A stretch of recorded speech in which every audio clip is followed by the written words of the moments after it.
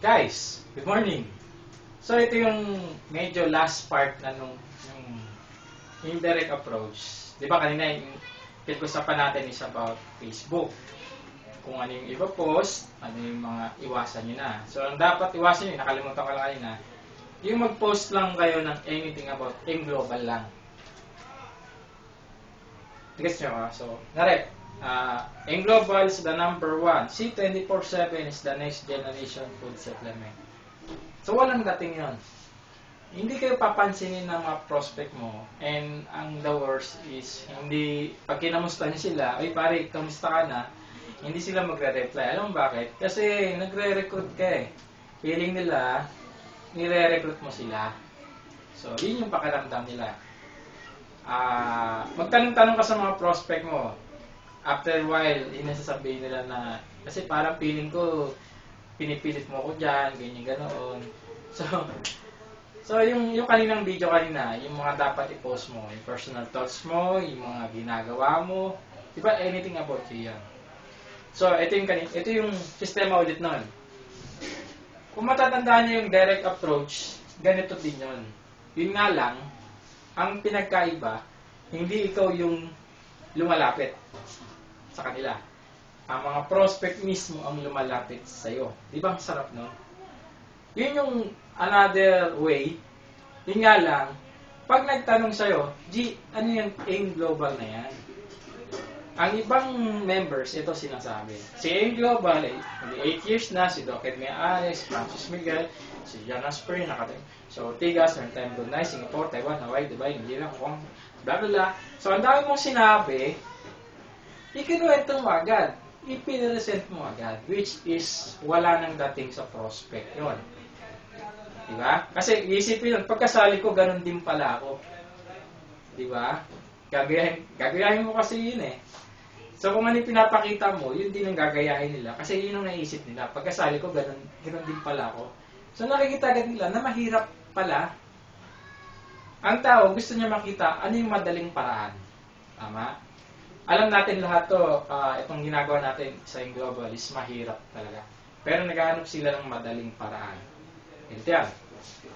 Sa Facebook, yung sabi ko yung pinapost mo. Di ba sabi ko kanina may product results. Yun yung mga natulungan mo. Pa-picture ka doon sa tao, doon sa pasyente. Kung hindi magpadala ka ng mga teammates mo, mapuntahan yung gumamit ng products natin. May pumunti, gusto yung coffee, pa-picture ka. What if sa Facebook mo, yung prospect mo na-attract? Ibig sabihin, may picture ka na may kasama kang nanay, gumaling sa arthritis, high blood. Yung nanay niya, yung nakakita sa Facebook ng post mo. Tinanong sa'yo, pare, saan ba nakakakuha niyan? Paano gamitin yan? Siyempre, na-attract siya sa products na. Tama? So, gawin mong user. So, ikwento mo paano inumin, ilan ang kukunin niya, paano may papadala doon, kung nasan man siya, nasan yung ganyan. So, lahat ng details sa'yo na yun. Kung paano mo...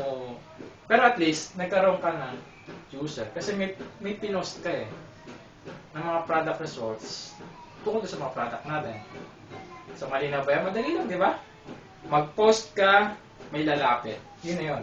Indirect approach. Hindi ka, basta may pinalita ka lang, may sinare ka na pinost mo, anything good news about our products, may natulungan, ganun lang. Napakasimple, di ba? Huwag mo nang pahirapan. Ganun lang. So, makapag-direct selling ka through indirect approach. Facebook, ma-attract mo yung tao, maging user, and then, another user mo na naman yun. Post mo na naman sa Facebook. Diba? What if makita yun ng mga kaibigan niya? Pinost din niya ng user. Di ba magtatanong, saan mo nakuha? Di ba sa'yo din? Hanggang sa magtanong na itong tanto, paano kumita, paano ganyan. So, may process kasi yun eh. Okay. The next is, pag na-attract sa mga post mong positive thoughts, o kaya nagtanong na talaga na, paano sumali dyan? Ano yung sasagot mo? So, kung ako tatanungin nyo, paano ba sumali dyan?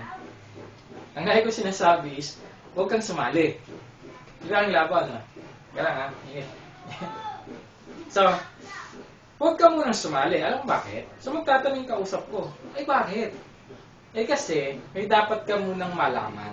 May dapat ka munang pag-aralan. Ano nga dapat yung pag-aralan? Balikan niyo yung video number 1 ko. Video number 2. Video number 3. Hanggang makarating ka rito. May video number 5, 6, 7, 8, 9, 10, and so on, and so on, and so on. O mare, pare, ito muna panoorin mo. Pagkatapos mo niya, may bibigay pa ako sa mga presentation. Ibig sabihin, iniimbita nyo na agad panoorin yung mga videos. Presentation, itong tutorials natin, itong ano.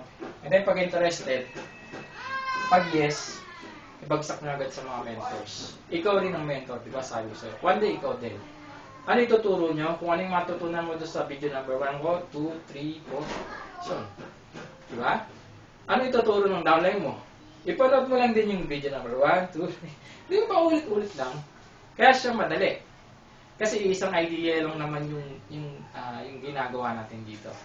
Kapag nag-no, no pa rin naitanong nyo kung ano nagustuhan niya, pagka hindi niya kaya yung business, o kaya ganyan, bili mo na siya ng products. Gawin mong user. And then, explain mo sa kanya, ikwento mo, paano ka kikita kaya hindi ka pa member. Di ba? Pwede kang kitang taga-benta ko, ganyan, ganoon. So, ang daming paraan para kumita yung tao. What if yung taong yon, yung nag-no, magustuhan talaga yung business. Okay. Ganito yan. Kapag napanood niya na gustong-gusto na niya at isang account lang kinuha niya, meron tayong birong sinasabi dito. Kapag one account ka lang, huwag ka na sumali. Alam mo bakit? Madali kang magkukwit. Ang tinatanggap namin dito, it's either 3 heads, 5 heads, or 7 heads. Sa next video, doon na natin pag-uusapan yung game plan nun. Kung ano yung dapat simulan, paano mag-encode, paano mag-encode, kasi masyado nang mahaba yun eh. So, malinaw ba itong sistema na ito? Kung may tanong kayo, message lang ako, Skype nyo ako kung hindi nyo naintindihan talaga. Sabi ko sa inyo, indirect approach para lapitan ka, may dapat kang gawin. Yun yung napag-usapan natin yung part 2 ng video. Ito yung medyo huling part ng indirect approach. And then, laging tatandaan, between dito, may tatanong kayo. Ngari, nag-post ka sa Facebook, na-attract yung tao, doon sa pinost mo, ngari, income man yun, ginagawa mo. Sa gitna nyo, may tatanong ka. Diba, sabi ko kayo na, kailan pala ang birthday mo? Pag sinagot mo yung petsa ng birthday mo, wala na may tatanong. Diba? Kasi nalaman ko eh. Ngayon, magtataka, bakit natin tinanong yun? At then, nasa isang skinita ka, dumaan ka, nandiyan yung mga kaibigan mo, Mare, saan ka pupunta? Pag sinabi mo, dyan lang, so magtataka, ba't nga ba nila tinanong? So, balik na rin natin sitwasyon. Kapag ako tinanong mo, G, kailan ang birthday mo? Ang isasagot ko sa iyo is, bakit mo tinatanong? Pag nalaman mo ba, re-regalo mo ba ako? G, saan ka nakatira? Pag nalaman mo ba, pupuntahan mo ba ako? Saan mo gagamitin yung address ko? Diba? So, kailangan, alamin nyo, yung intention.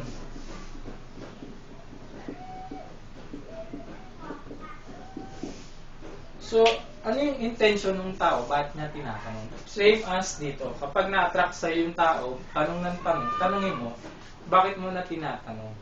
Gusto mo na ba? Gusto mo rin ba? Gusto mo rin ba yung ginagawa ko? Gusto mo rin bang kumita? Yun lang. Napakadali, di ba? And then the rest, ito yung pinaka mabilis na mangyari. Pwedeng mangyari. Pagka-post mo, may pinuntahan kang lugar na pinost mo, and then nilagay mo doon na grabe, ang sarap sain kasi may time freedom ka talaga, nakakarating ka sa iba't ibang lugar. Tuldok, may nagtanong, pare, ano ba yan? Paano ba yan? Diba? Ang ibang member sinasagot, kasi in global to, networking business, ganyan. Ang dami mo na agad sinabi. So, ang haba ng ikukwento mo, yung kausap mo, wala nang itatanong. What if bagay natin?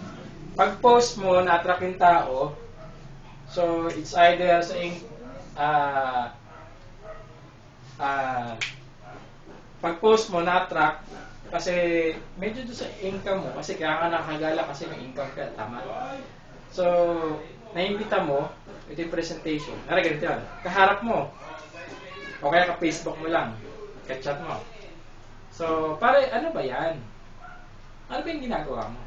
So, ang isasagot ko doon is, gusto mo talagang malaman. Pag sinagot ng prospect mo, oo, ano ba yan? Oh, so, ang sasagot ko is, teka, ito muna yung YouTube link. Panoorin mo muna. Kasi diyan ko lang din naiintindihan. And then, after 3 hours, ipapollow up na lang kita. O kaya kinabukasan. Okay, naibigay mo yung link, napanood niya, yung presentation ng marketing plan, o anything about makakapag-open ng mind niya. Mga OPP natin na maiksi lang para hindi naman nakakanto sa kanya. Para mabuksan lang ang mindset mo lang siya. So, na-follow up mo, nagustuhan talaga niya, pwedeng ikaw na rin na mag-mentor nun. Ikaw na mismo din. O kung hindi mo pa kaya, magtawag ka ng backup mo, mga mentors mo talaga, para sila yung mag-guide. Ano yung tuturo nila? Ito lang din. Itong mga sistema na to. So, napakadali, di ba? So, in the next video, ano yung mga technique? Pag nakakuha ka ng mga tao, saan mo sila lalagay? Anong pinakamagandang options? 1 account, 3 accounts, 5 o 7? Ganyan. Paano maging code? So, sa mga next video, yun na yung puro pera na yung pag-uusapan natin. Tama? And then, after that, siguro yung emotion. Ano ba talagang dapat na emotion? Kasi dito, sabi ko sa inyo, scripted na eh. Ito, scripted na to. Diba? Alam natin na, oh. Ito na yung idea. Wala kang ibang isipin. Anong next na gagawin mo? Anong next? And then, sabi ko sa inyo, diba, sa video naman dapat may mentor ka, kami ng teammates mo, anong game plan mo, then, dapat leader ka rito. So, may ginagantang leadership sa February 21. Na-expect namin, 30 to 50 people yung attend doon. At pinaparami pa. Next training event, ang goal namin maka-100. Talagang hakot mode na tayo dito. At the same time, yung taong napapajoin natin, puno agad ng knowledge. Diba? Knowledge is power. So, yun yung isang data niya. Bago siya sumabak sa gera, enforce na siya ng mga information sa mind niya. Kaya nagagawa niya ng madali yung business. So, may tanong ka pa? So, yan muna sa ngayon. Kung may tanong ka pa, kami magpapahinga muna. Yan. So, once again, I'm Benji. Skype mo lang ako. Message mo sa Facebook. So, Benji ng Global. Grabe. Power.